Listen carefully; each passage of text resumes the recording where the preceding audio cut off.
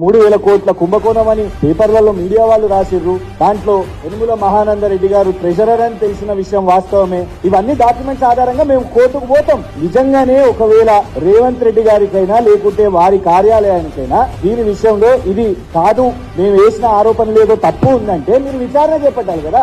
ఆ 3,000 కోట్ల కుంభకోణం అని మేము ఏదైతే ఈ యనుమల మహానందరెడ్డి మీద మేము వేసిన ఆరోపణ ఆ పోస్టులో మేము చెప్పింది తప్పైతే మీరు విచారణ చేపట్టండి. కానీ ఫోన్ తీసుకోవడానికి మీకు ఎలాంటి హక్కు ఉన్నది? ఎందుకు ఫోన్ ని సీజ్ చేసిండ్రు? అందులోకి వెళ్ళి ఏం డేటా కావాలి? సోషల్ మీడియాగా గల నలుగురం కూడా మేము కన్వీనర్లను ఇక్కడ ఎందుకు కూర్చున్నాము అని అంటే, సోషల్ మీడియాకు సంబంధించిన మా స్ట్రక్చర్ ఉంటది, గ్రామ స్థాయిలో మా డేటా ఉంటది. వాళ్ళందరూ కూడా మెసేజెస్ చేస్తుంటారు. ఇది ఎవరి మీద ఒత్తిడి పెట్టడానికి? మేము అధికారంలో ఉన్నప్పుడు రేవంత్ రెడ్డి గారు ఎన్నో అబద్ధపు ప్రచారాలు, ప్రొపగాండా, దుష్ప్రచారాలు, కార్టూన్లు, కేసీఆర్ గారి మార్ఫింగ్లు, ఆఖరికి రేవంత్ రెడ్డి గారు కేసీఆర్ గారు మనవన్ని కూడా